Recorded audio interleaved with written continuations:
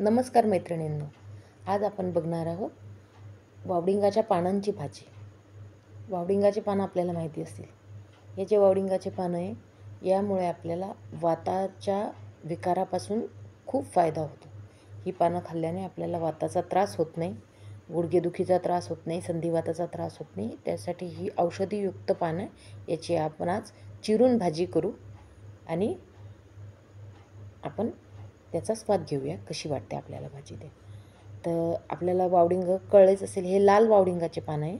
लाल वावडिंग म्हणजे जे बाळाला वात वगैरे झाला, पोट फुगल्यावरती आपण जे बारीक वावडिंगाचे जे दाणे असतात, दुधात उकळून देतो आपण, त्या वावडिंगाचे हे पानं आहेत. तर वावडिंगाचे पानं घ्यायचे आणि त्यांना स्वच्छ धुवून घ्यायचं. स्वच्छ धुवून घेतल्यानंतर चांगलं 2 पाण्याने चांगले स्वच्छ धुवायचे. मोठे मोठे पानं ताजे ताजे मस्त छान धुतल्यानंतर वाळत ठेवायचे, थोडेसे सुकून घ्यायचे, पुसून स्वच्छ करून घ्यायचे आणि त्यामध्ये हिरवी मिरची, लसूण आणि जिरं याची पेस्ट करायची. म्हणजे हिरव्या मिरचीचा गोळा काढून घ्यायचा आपल्याला त्याच्यासाठी वेगळा. आणि त्यानंतर ही पानं चांगली स्वच्छ धुवून चिरून घ्यायची. छान व्यवस्थित चिरून घेतले की एकसारखे चिरून घ्यायचे. ते हे पहा, मी तुम्हाला दाखवते कसे चिरले. छान असे एकसारखे असे चिरून घ्यायचे. आणि चिरून घेतल्यानंतर बघा कसे छान वाटत आहेत आणि खूप रस असतो त्या पानांना, चव पण खूप छान लागते. त्यानंतर आपण कढईमध्ये 1 ते 1.5 चमचा तेल टाकायचं आहे. 1.5 चमचा तेल टाकलं. त्यानंतर थोडं तेल तापल्यानंतर त्यामध्ये 1 चमचा, छोटा आपला पोहे खायचा 1 चमचा हिरव्या मिरचीचा जो आपण गोळा काढलेला आहे तिखटाचा, हिरव्या मिरचीची पेस्ट त्याच्यामध्ये तो टाकायचा आहे.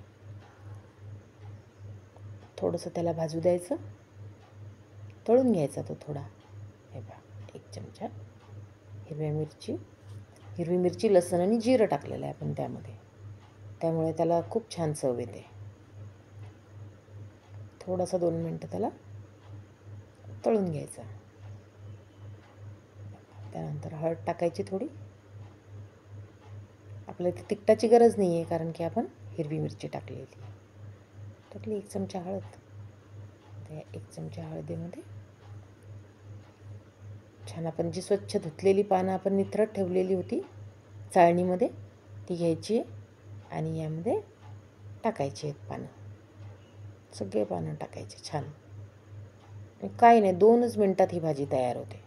जास्तही वेळ लागत नाही आणि जास्त हे नाही. खूप छान आणि चवदार आणि विशेष म्हणजे औषधी गुणयुक्त भाजी आहे ही.